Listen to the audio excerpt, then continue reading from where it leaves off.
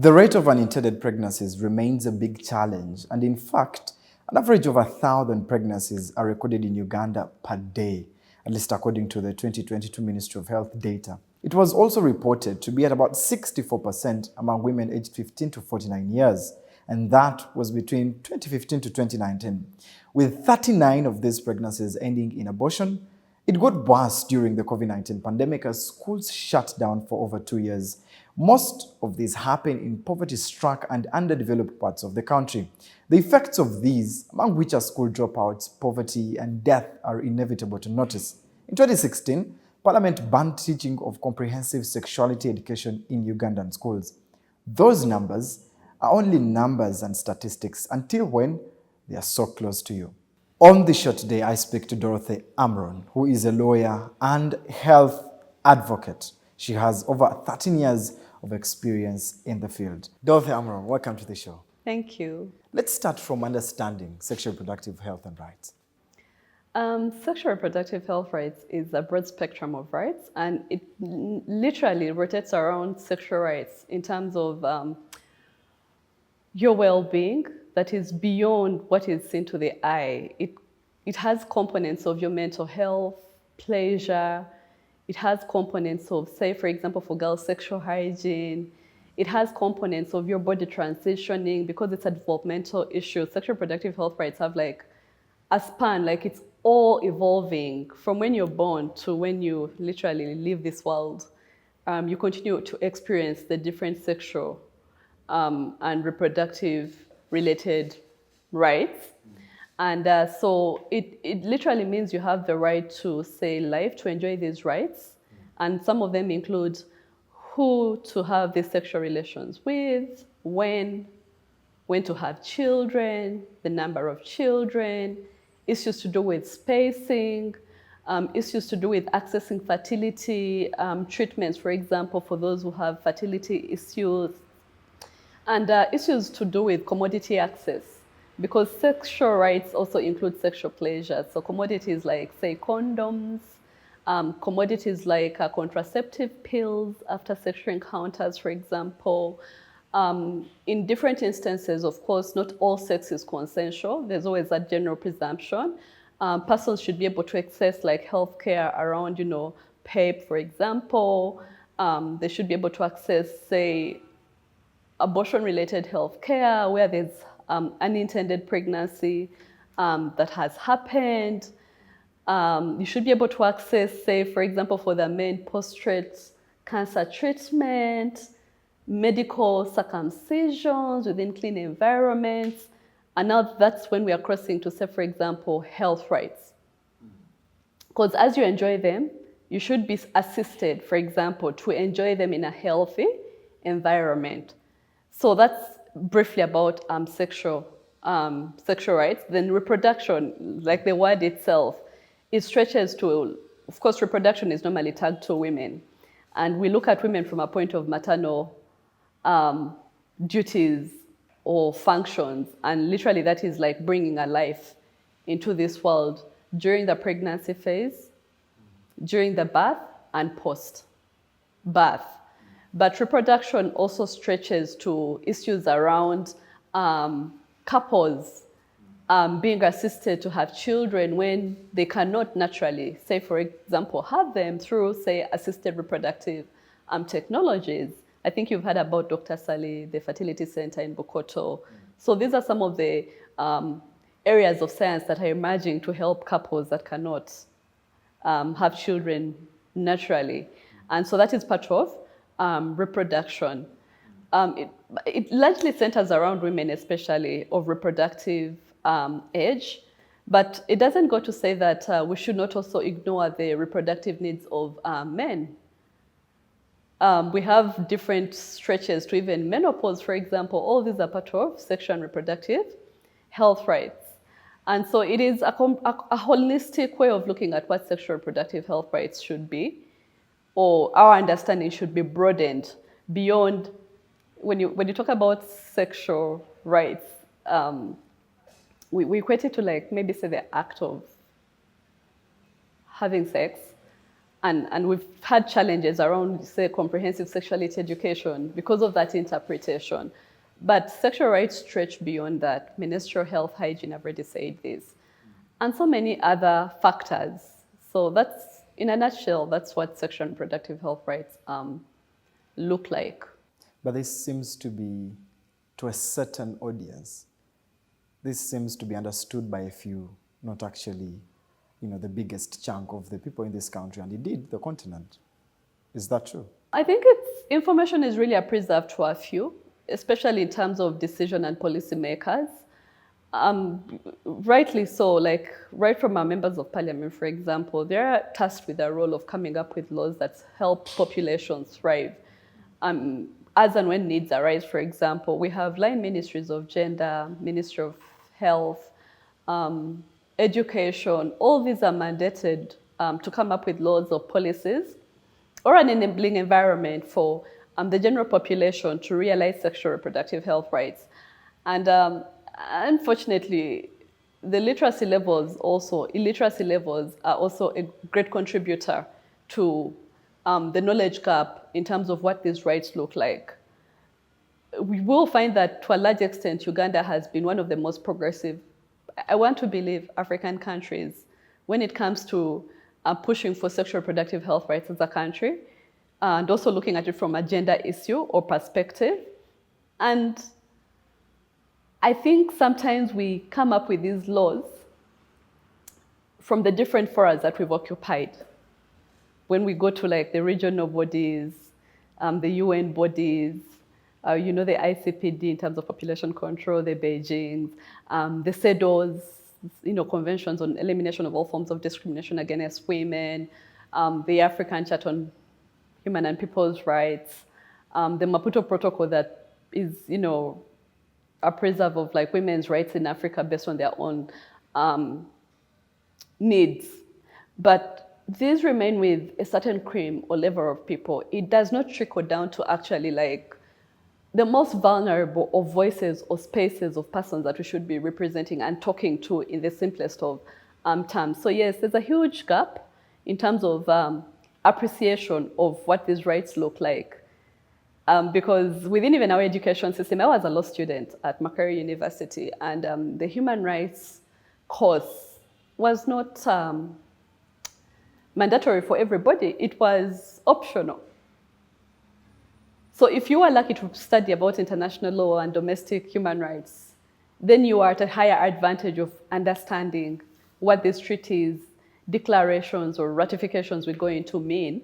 But overall, I think between me and you, there's still a lot that needs to be done for these laws to be appreciated domestically. Because we have domesticated to a large extent, but we have not yet appreciated them in terms of linking them to our rights and responsibilities as different stakeholders in this country that hold power, that are in touch with people, and that are meant to help people access justice, including realization of sexual reproductive health rights. We need to do a lot of awareness. You spoke something about, the different means that government has put, and indeed we are progressing as a country. If you could speak a little bit more about that in a nutshell. To start with, we have a whole chapter on human rights in our constitution. We have a whole chapter in terms of affirmative action. We have certain legal provisions or articles within our constitution. I think Article 33 in terms of helping women realize their full maternal functions. We have articles around non-discrimination based on sex, age, race, your ethnic background. So you will see that right from our constitution, even in our objectives of the constitution, the state is mandated to protect and to help the population realize their full socio-economic and political rights. So it starts from there because it is the cream of all these laws. It sets the pace for all these laws. And indeed, you'll still see that we've come up with, say, for example, the Domestic Violence Act and its regulations. We've come up with the FGM Act. We've come up with several policies. Ministry of Health, in collaboration with different stakeholders, has come up with different adolescent health policies, sexual reproductive health rights policy that they're considering to merge under the National Health Sector Plan 3. We've seen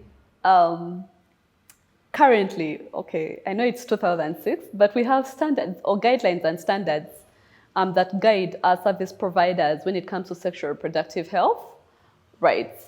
They're 2006, yeah, it's a 2006 policy. We're in 2023, as I also stated.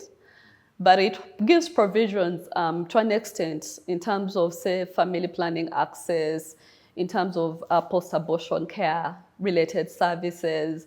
It gives also provisions or guides health service providers in terms of instances where a safe abortion can be accorded to a woman of reproductive age who may need it.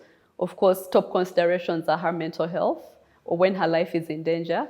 Instances around incest, HIV persons that request to have pregnancy, terminated for health reasons. It also looks at instances where there are fetal abnormalities. So from that interpretation, I would like to believe that it's quite progressive from the policy angle. Our constitution under Article 222 says, no person has the right to terminate a pregnancy except as authorized by the law. We may not have like a standalone statute that guides or regulates, but you can infer from our constitution, you can infer from the standards and guidelines for sexual reproductive health rights. You can infer from the Penal Code Act as amended, which also, recognizes and appreciates that where a surgeon or a qualified surgeon believes that the mother's life is at danger, they can actually go ahead to assist this lady terminate the pregnancy. So you quite know that the laws or the lawmakers throughout the years have been alive to the fact that abortions will happen. But the policies that have been amended over the years and those that are in place, has it come with an enabling environment to implement? Do even the implementers know these laws? Over your 13 years of experience, what is the reality? I think that's quite a tough one, especially the fact that we're one of the countries that have very progressive laws coming up year in, year out. Of course, the biggest challenge has always been the implementation. You have them, then the what next and the how is still quite a huge puzzle for us. And it doesn't go to say that we have not complemented government efforts in trying to make sure that these policies and laws are living documents that are in tandem with the needs of the population. One thing that we realized was definitely the fact that the unclarity in the law and the few facts known about the existing laws have still caused a lot of issues, especially for health service providers, because oftentimes they've not been immune to arrests, for example.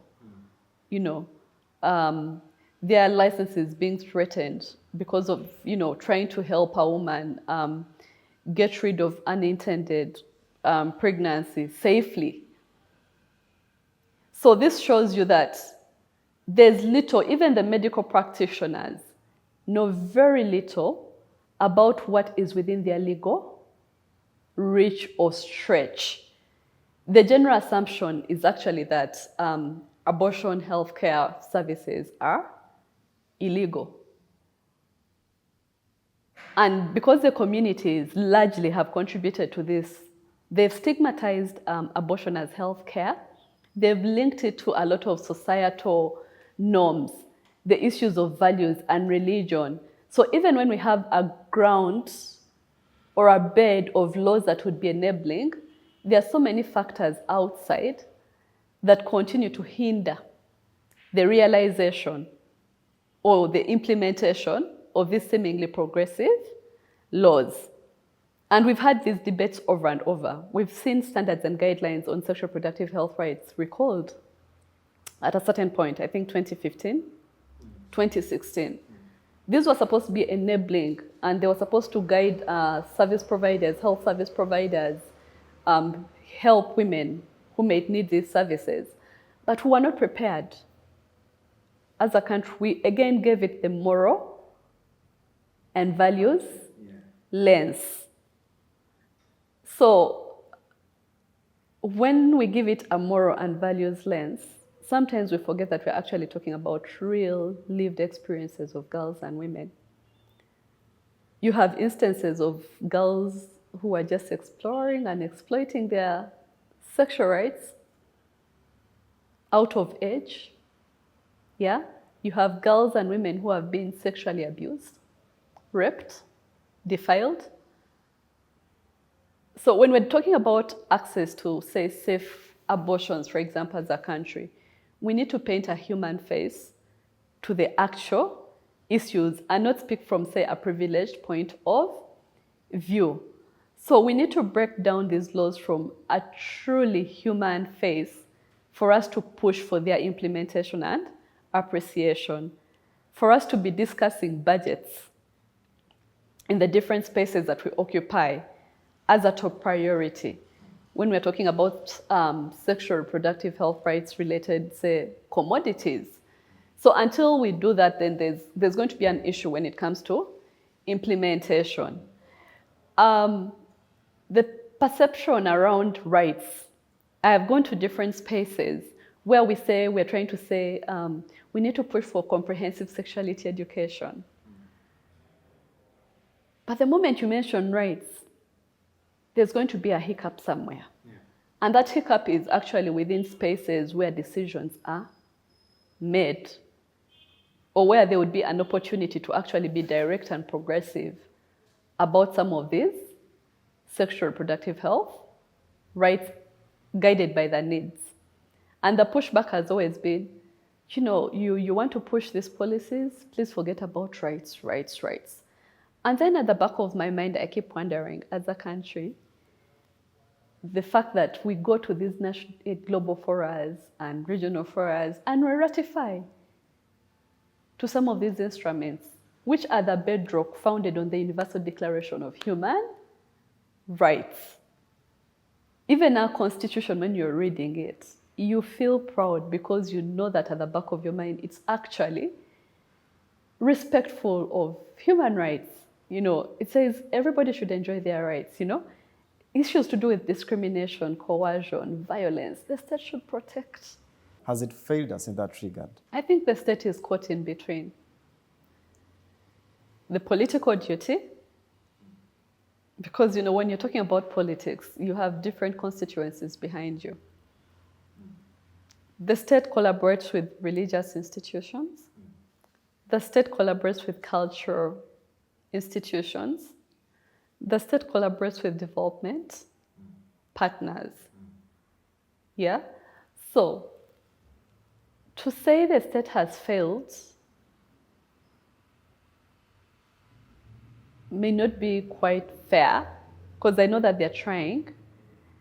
I would just say that the biggest constraint is to do with domestic funding. Because if you have beautiful laws that you can't implement, then we are as good as not having laws. So it's just a gentle, maybe outcry to the state to say, when we actually ratify, when we domesticate laws, we should mean it. And how do we mean it? It should be reflecting in our budgetary allocations and priorities. We talk about middle status income status by a certain, We talk about, we have the family planning policy, where people should be able to access contraceptives and quality by 2030. We talk about adolescent healthcare with passion. During COVID, we saw the spikes in teenage pregnancies go up by 17%. And as I said, we again have the social corporate responsibility to our citizens. So it's just realigning our priorities and appreciating as a state that you cannot achieve middle status income if you do not start talking about sexual reproductive health rights from the arm of economic development. Because everything that we aspire to be starts with the population check and control and the standard of livelihood that we are providing for our citizens. So it has tried its best from the part of legal and policy, but where I see the hugest gap is in terms of implementation, creating a lot of awareness and orientation within public service, for example, for the different stakeholders to appreciate what their roles and responsibilities are in aligning whatever country programs we come up with under the National Development Plan to the issues around sexual reproductive health. You talked about unintended pregnancies, and as a country, we register about 1,000 pregnancies per day, at least according to a report by the Ministry of Health in 2022. Yes. And perhaps we should take the conversation home. The role of us as a people, beyond the government and the policies in place, the role of parents. Let's speak there to the heart and core of us in homes and comprehensive education within homes. Yes, let's talk about that. It's a very interesting question. We cannot talk about teenage pregnancies and avoid the conversation around sexuality education. I will not go into the comprehensive part, but just to start with the basics of sexuality education. We've run so fast as a country to say, oh, you know, the state is not doing this, the state is not doing that. It's easy to go that line, but it's also more realistic for us as a nation to come back to appreciate that, you know, the family is a unit. Like it starts, like everything that we become starts with that family unit or surrounding that we are nurtured in. When you talk about issues to do with sexuality education, parents, guardians, shy away from some of these topics. We think that it's actually the responsibility of schools to impart this knowledge on our children. That is the general assumption. Yes. And indeed, the government is trying. They have the National Sexuality Education Framework that was put in place in 2016, the adolescent health policy. Right now, we are coming up with a compendium, a compilation of the sexual reproductive health rights policies. Yeah, and we will speak later about the implications. Now, what we need to really be honest about as communities is, are we playing our role in terms of the right information sharing, age-appropriate information sharing? You'll find parents use imagery language to say, oh, let me give you an example like Dorothy, now you're 13 years, the first period is coming. If you play with a boy, you're going to get pregnant. But they're not going to tell you a lot of information around the body development stages and what you can do about it. Right from you say when your biological body starts to change, the hips, the breasts, the menstrual hygiene. They're not going to talk about issues around commodity access. How many parents, like leave alone the urban, the rural, look at pads as a basic essential for a girl child within a family? We've had stories around sex for pads in Busoga, where girls are enticed by Rolex boys for 5,000, and that 5,000 eventually turns into a sexual encounter. And then no one will talk about family planning access or pills, for example, and why it should be normalized for girls to have such information as and when the conditions arise. Parents don't want to talk about guarding yourselves, move with condoms. They may normalize it with boys at a certain point, but what is wrong with giving girls that information? For you never know when you will need this. We have not been open about sexual and reproductive rights information, if I may put it that way. We have stigmatized. There's a time we went to a study in Mukono and we're talking about discourse, the appreciation of sexuality education. And so we tasked parents to speak about some words in their local languages, and they could not face us. Wow. Yeah, they were shy. They were like, those are bedroom matters. But they forget that in this global village, the .com era, people can access whatever information they want online.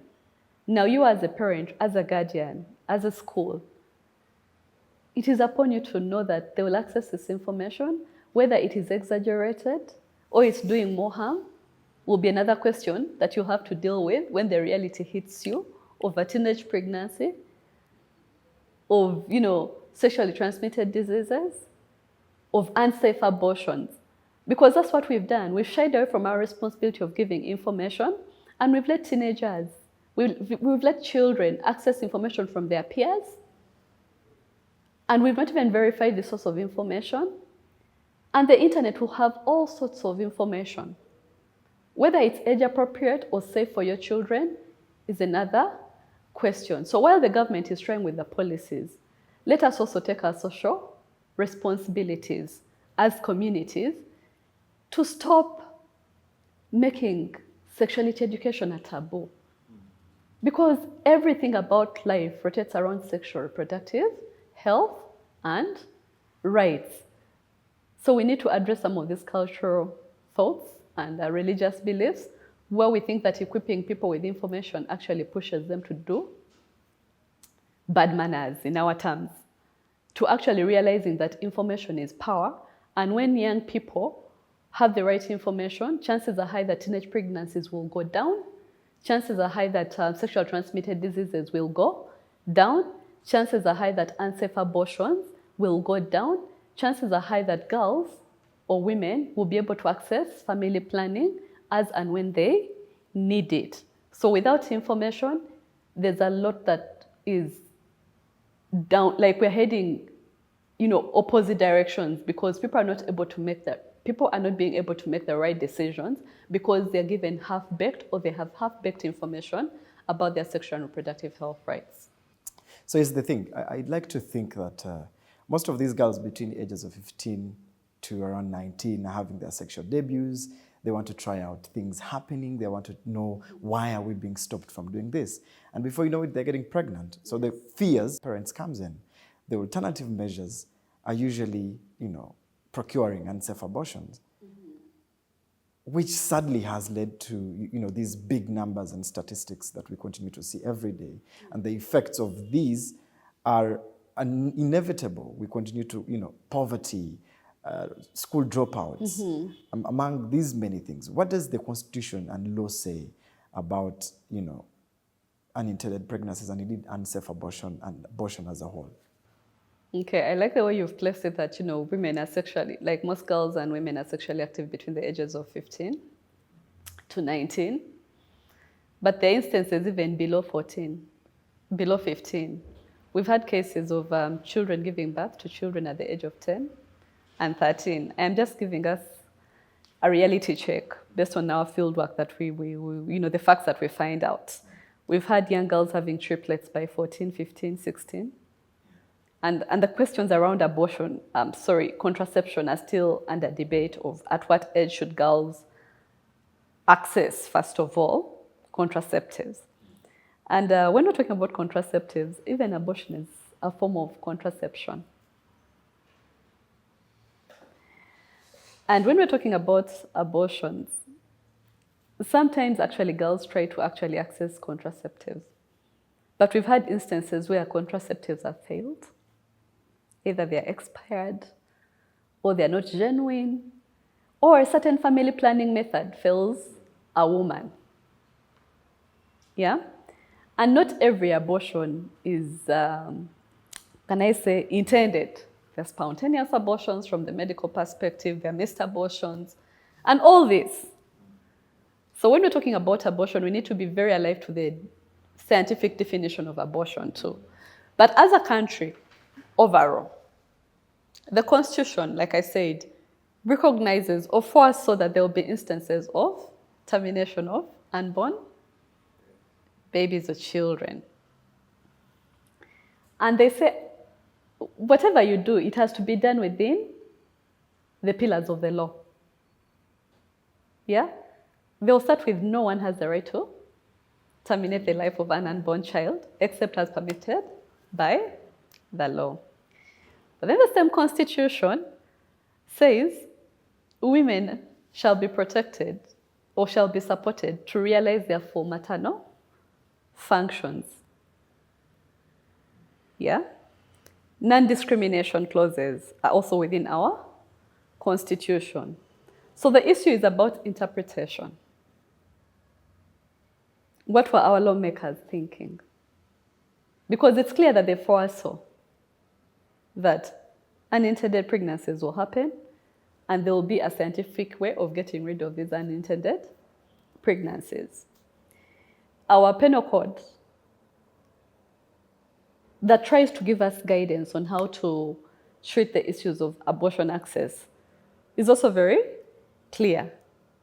I think in section 224, we have various provisions, 142, 143, I think, like pharmaceuticals giving this, any related medical drugs, and them being aiders and abettors.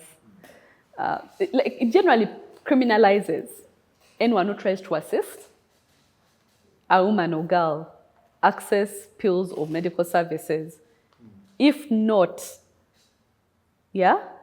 guided by a qualified medical surgeon who has examined this woman and believes that the continuous carrying of this pregnancy could actually pose life-threatening effects on this lady.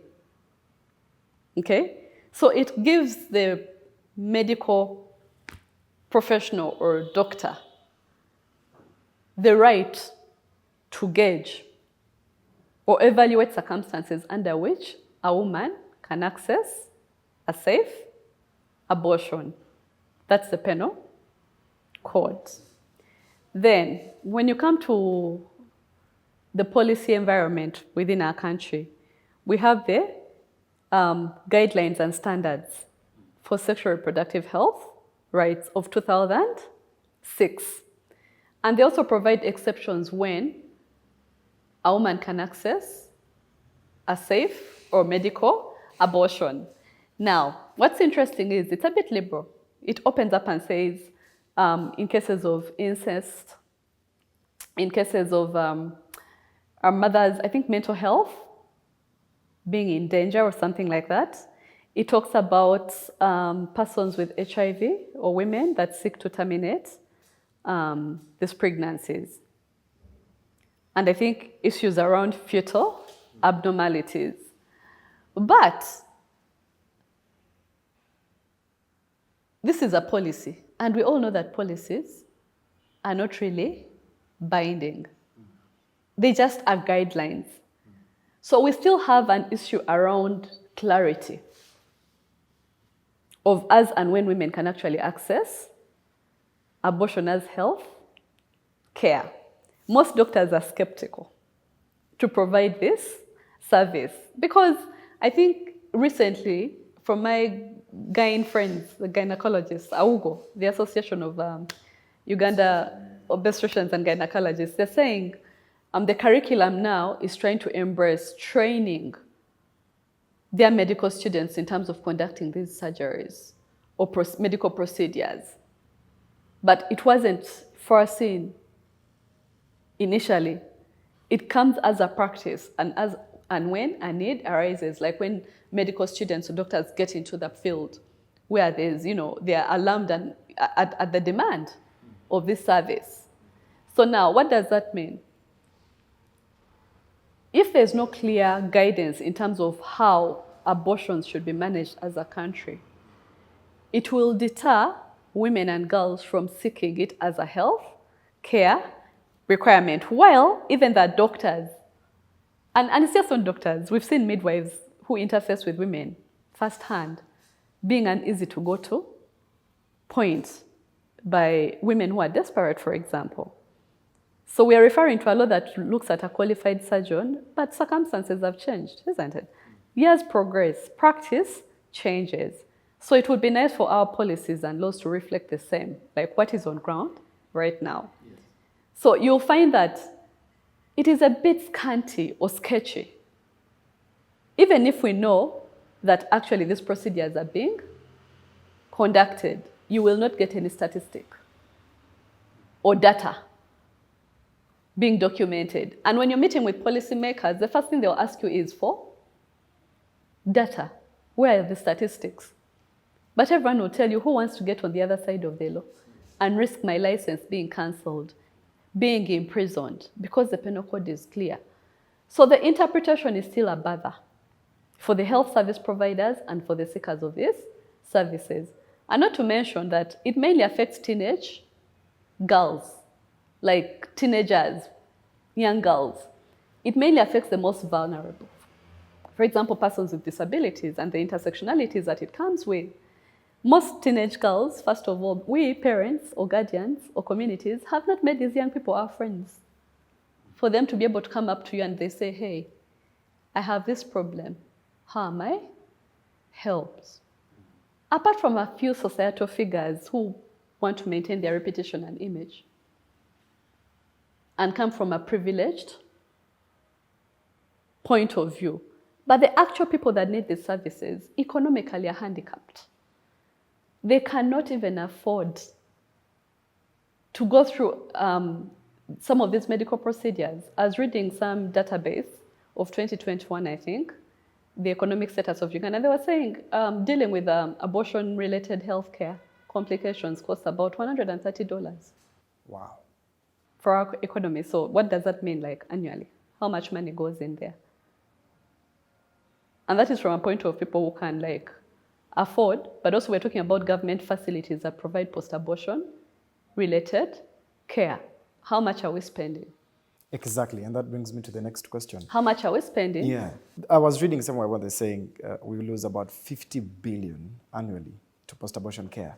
And so it kind of ringing in my head. Is the government aware that actually young people are conducting and procuring unsafe abortion, but maybe turning away and shying away from the reality? The government is very much alive by the mere fact that our policies recognize, our health policies recognize providing post-abortion care. It's quite telling that you actually know that abortions in any form are happening. The question is whether safe or unsafe. And if they're unsafe, who is at the very bottom going to be faced with the impact or the complications? I think for me, that's the very starting point. If we recognize and appreciate post-abortion care as a healthcare service, we budget for it. It goes to show you that actually abortions are happening. The question would be for government to actually start getting intentional. Actually, the statistics we're relying on in terms of some of the causes of maternal mortality is unsafe abortions. It accounts for some of these deaths, statistics-wise. Yeah. And the UDH, is it? Statistics we're referring to are for 2016. There has not been documentation. There is, okay, when you go online, you'll find some statistics of 2020 and all, but they're not authentic. It's not something that you can quote because it's not verified information. So it also shows you where we need to put in more energy as a country in terms of data collection. And let's put in place tools for the data collectors to actually gather the right information and not gloss over the issues. Because doctors will tell you one of the issues is statistics, but they can also not document because of the fear of the law or being criminalized. So how are we going to develop realistic policies, plan in terms of budgets for these commodities, when we don't have the actual numbers of, say, for example, annually, how many girls and women procure unsafe abortions?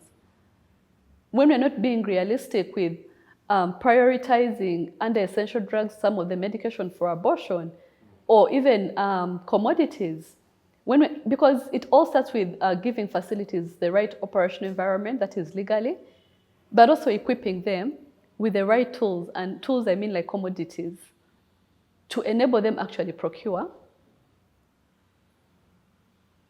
to enable them assist women procure safe and legal abortion. So I think there's a huge issue there. First, the gap in terms of the latest data. But also us being realistic and we as a country getting real and getting our heads off the sand that we've buried ourselves for so long in the name of cultural and religious values. To say, when we're coming up with these policies, they're actually actual lives of young girls, of women, of families who have lost loved ones because the healthcare system did not help them get this healthcare when they needed it most. I've interacted with doctors and they'll tell you, you'll give the right information and tell the girl, oh, this and this, but she'll come back with a post-abortion related complication. Meaning what? If a woman or a girl is determined to get rid of an unintended pregnancy, they will do so, even if it means at the cost of their own life, because we've stigmatized access to safe abortion. And most of us speak from a privileged point of view, because if I'm a working class, I can actually afford it. Or if my child gets pregnant at 13, I can actually call my friend who is a doctor or a qualified surgeon to actually assist me, and my girl is safe. But what about that girl deep down in the villages in Bududa, where I was actually reading New Vision today, and I was just saddened to learn that teenage pregnancies go up during Embalo season. Yeah, today in the paper. Yeah, so what does that mean? That sexual conduct, you cannot really have a say to it, but can you provide an enabling legal and health system for us and when reality knocks and people actually need tangible solutions as a country? Is what we need to get real with. Let's stop the narrative of religious leaders and culture institutions, mainly religious, saying, this is ungodly, this is immoral. Is death resulting from an unsafe abortion religious? Let's not push women and girls to that extreme if there are some safe options, because they are part of a family, they have loved ones. Some of them have future dreams of education. Some of them are the breadwinners of their households. Some are mothers who have like 4 dependents on them, because we're talking about teenage pregnancy, but unintended pregnancies even happen to married women, to girls in higher levels of institution, to any woman can fall under that trap. And so we need to wake up as a country to stop stop taking away women's bodily agency. Politicizing and debating what a woman should do with her body should not still be on our agenda as a country. We should just provide an enabling legal and health environment to help women. If we're talking about gender equality and equity, we need to be cognizant of the fact that there are certain injustices or imbalances within our community that work against women double and girls, and we should remedy and repair that by meeting women and girls middle way and realistically. And that is a supportive environment. It takes a holistic approach, but I think first things first. If something is legal, then I can demand for it out of right. I can demand for it as a service. But if it's not recognized legally, then my hands are tied. Dorothy, we have signed up to many global and international commitments as a country. Talk about the Women Deliver Initiative, FP 2030 initiative. Have we had some progress in there? As a country, legally, we're in the right frame of mind. But practically, it's quite different. It's quite different. Just like I've explained, we've done a lot of documentaries. You're a journalist. That's the progress. I'm talking about progress now because we are now trying to make it a public discussions. And I think for me that is on the journey to recognizing that there's a problem somewhere.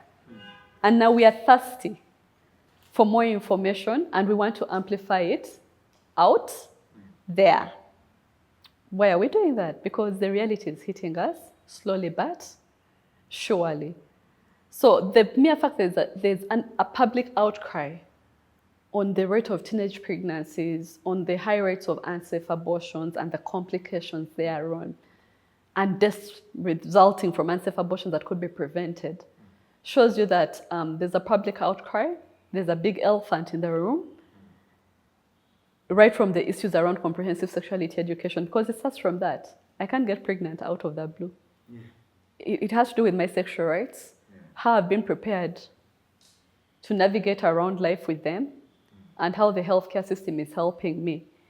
So we participated in the Women Deliver recently, last month in July, right? We continue to, actually even last month, we celebrated 20 years of the Maputo Protocol that was, designed to meet the needs of African women from the bottom to the top, from a more realistic point of view. But again, as a country, much as we ratified with reservations on the provisions or articles that should actually cure a lot of our problems when it comes to sexual and reproductive health needs.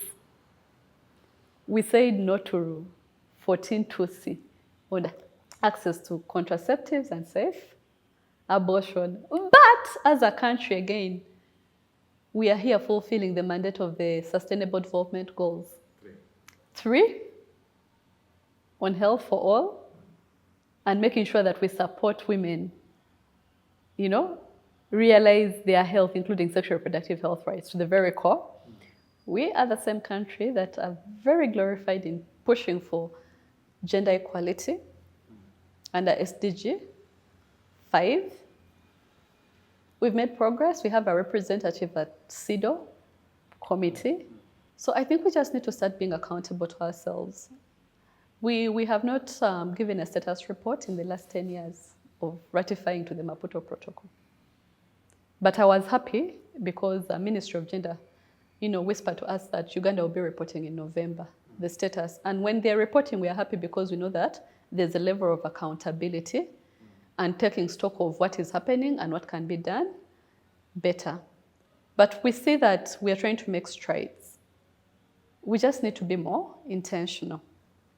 All healthy policies, including the SRH policy, adolescent health policy, sexuality education framework, are being merged into the national health policy. What are some of the likely implications? I think under the National Development Plan 3, under human resource, it's one of the issues as human rights organizations, particularly CEHURD, was trying to push for.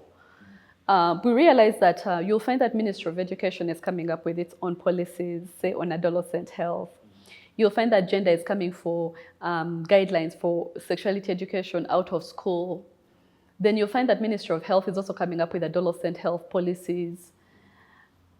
And so at a certain point, we said, why don't you have a cluster that brings all these line ministries together? Yeah? Who, while they're developing these policies, they feed into each other. Because there's no way you can talk about equality rights under Ministry of Gender and not talk about girls in schools. And there's no way you're going to talk about sexuality education and not talk about adolescent health. So we realize that we are running north, west, east, south with different policies, but they're supposed to be impacting on one person or one people. So I think it's a very good move to compile, to come up with a compendium of laws and policies that they're like a one-stop center. It's easy to track in terms of monitoring, progress, resource allocation, and dissemination of such laws, because then you see these ministries working closely more than they were doing in previous years. So I think that's a very welcome move under the National Health Sector Plan 3 to merge. Yeah, because I'm very positive that when you have a one-stop center for laws and policies, making reference to them, tracking, and pushing for resources becomes quite easy, because it's also a way of saving.